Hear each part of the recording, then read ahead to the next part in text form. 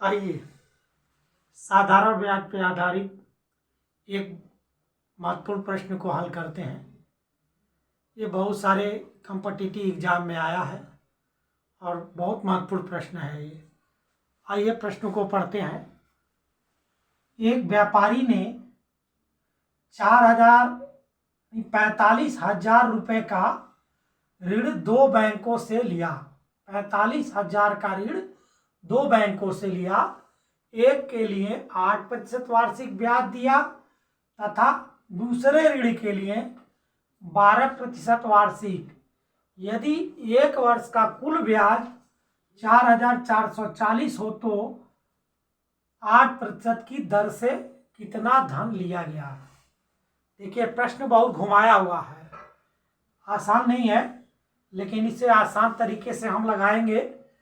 एक व्यापारी है जो 45,000 का ऋण लेता है, लेकिन एक बैंक से नहीं लेता है, वो दो बैंकों से लेता है। कितने बैंकों से लेता है? दो बैंक से। तो दो अलग अलग बैंक से ले रहा है तो उसका मूलधन अलग अलग होंगे। किसी बैंक से कम, किसी से ज़्यादा या सेम ही लिया होगा। जो भी लिया होगा तो दोनों से अलग अलग लिया है। एक बैंक से अगर जो लिया तो उसका ब्याज दर दे रहा है 8% और दूसरा उसका दिया है तो 12% दिया है।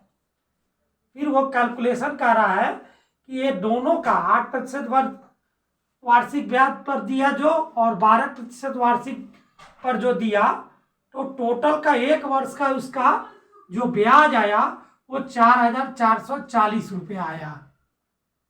एक साल का उसका दोनों बैंकों का जो ब्याज आया, यानी उस व्यापारी को ब्याज जो देना पड़ा वो है 4,440 रुपया। तो प्रश्न कह रहा है कि 8% की दर से कितना धन लिया गया, यानी यही पूछा जा रहा है, यानी मूलधन पूछा जा रहा है।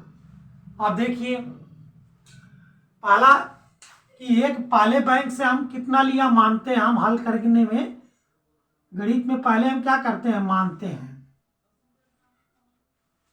तो पहला धन क्या लिया पहले बैंक से,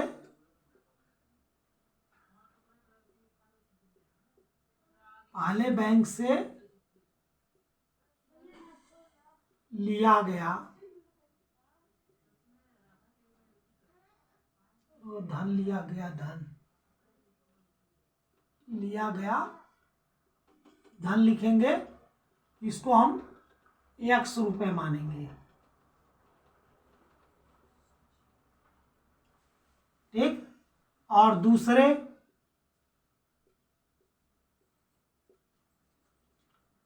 अगर एक से x लिया तो दूसरे से क्या लिया, टोटल तो 45,000 लिया है ना, तो ये हो जाएगा 45,000 माइनस x, यानी 45,000 में से x को घटा देंगे तो दूसरे बैंक से 45 माइनस x लिया। अब ये दोनों हमारे मूलधन हो गए। अब मूलधन हो गए और ये हमारे समय मालूम है, तो हमें कि दर से कितना दाम लिया। हमें ब्याज मालूम है एक साल का, यहाँ पर क्या है, एक साल का ब्याज मालूम है दोनों का। तो इसको हम लगाएंगे। मान लीजिए हमारा साधारण ब्याज यहाँ मालूम है, एक साल का साधारण ब्याज हमें मालूम है, टोटल मालूम है, यानी 12% वाला भी और 8% वाला का भी, दोनों का मालूम है। तो देखिए पहले वाले का हम क्या करेंगे, ये होता है मूलधन गुणे समय गुणे दर और बटा 100। ये पहला वाला है और इसमें दूसरे वाला को जोड़ देंगे ऐसे ही। ये इसलिए लिख रहा हूं कि आप लोगों को समझ में आ जाए कि ये क्या फार्मूला लिखा गया है, गुणे दर बटा 100। ये दूसरे के लिए है। अगर ये दोनों को हम जोड़ देंगे तो वही हमारा साधारण ब्याज आना चाहिए। अब देखिए यहाँ हमारा साधारण ब्याज मालूम है 1 साल का, 1 साल का 4,440 रुपया ये मालूम है। जब बीच में बराबर होता है तो हम इस तरह का यूरो का निशान देते हैं। अब इसको हल करेंगे। ये देखिए मूलधन हमारा पहला 8वां प्रतिशत वाले पर पे एक्स है, यानी पहले बैंक से जो लिया वो एक्स लिया और दूसरे बैंक से ये है, तो एक्स मूलधन हो गया गुणे समय 1 साल था, क्योंकि 1 साल का हमें यहाँ लिखा हुआ है। यदि 1 वर्ष का कुल ब्याज यहाँ, तो यहाँ 1 लिखेंगे 1 साल, और यहाँ लिखेंगे पहले बैंक से जो लिया 8% लिया, तो यहाँ 8 लिखेंगे, दर हमारा 8 पर है, और ये हो गया 100। ये पहले बैंक से लिया गया धन था। और दूसरे का क्या हुआ, प्लस कर देंगे। यहाँ हमारा क्या है, मूलधन, मूलधन हमारा दूसरे बैंक का ये है, यानी 45,000 माइनस एक्स, ये मूलधन हो गया। ठीक, छोटा कोष्ठक कर देते हैं इसी में। समय क्या है, 1 वर्ष, 1 लिखेंगे, और दर कितना है 12%, क्योंकि दूसरे बैंक से वो 12% का लिया है। अब इसको हम बटा 100 करेंगे। यही सवाल को अगर हम लगा देंगे तो हमारा एक्स का मान याद आ जाएगा, उसी से सवाल लग जाएगा। फिर आगे वाले स्टेप को हम बढ़ाते हैं। इसको तो सेम लिखेंगे, और देखिए इसको करेंगे तो ये आ जाएगा 4 दूना 8 और 25 चौका 100, ये होगा 25। ये हो जाएगा 2x बटा 100 25, ये आएगा। इसको हम सॉल्व किया तो हमारा 2x बटे 25 आ गया। अब इसको हम सॉल्व करेंगे तो क्या आएगा, इसको हम सॉल्व करेंगे तो इस 12 का इसमें भी गुणा होगा, इन वाले में भी गुणा करेंगे। एक बार इसको हम लगा के दिखा रहा हूं। इस 12 कम 12 ही हो जाएगा, इसका हम इसमें गुणा करेंगे तो 45,000 माइनस एक्स,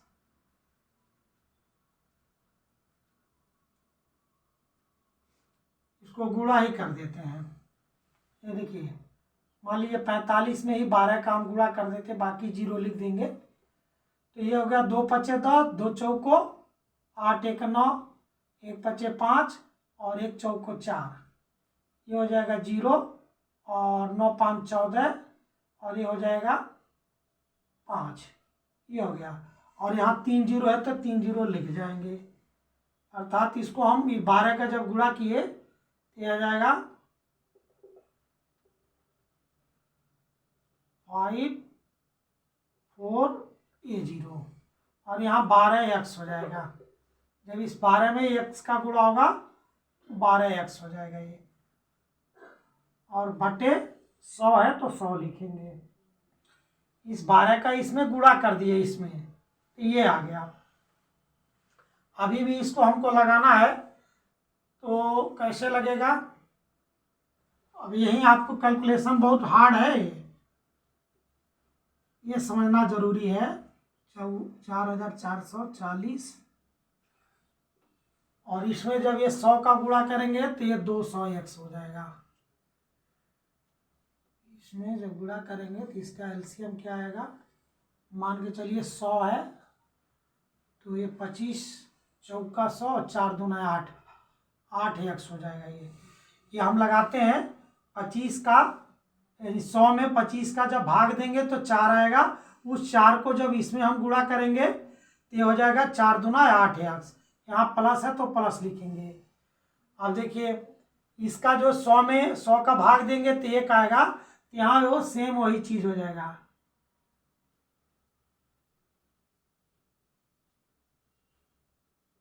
-12x। अब क्या करेंगे, यहाँ तिर्यक गुणा होगा, तिर्यक गुणा होगा, यानी यहाँ 4,440 है, और गुणा हम कर देंगे, ये 100 यहाँ आ जाएगा 100, और यहाँ क्या बचा ऊपर 8x प्लस 4 1 2 3 माइनस 12x। ठीक, अब इसको भी हम गुणा कर लेंगे इधर, ये हो जाएगा 4000 440, और 2 शून्य ये बढ़ जाएगा, इसमें गुणा करेंगे और इसको पक्षांतर करेंगे तो इधर माइनस हो जाएगा 5 4 0, और यहाँ 8x है और माइनस 12x है, ये इधर आया, ये हो गया। अब इसको घटा के हम देख लेते हैं क्या आएगा।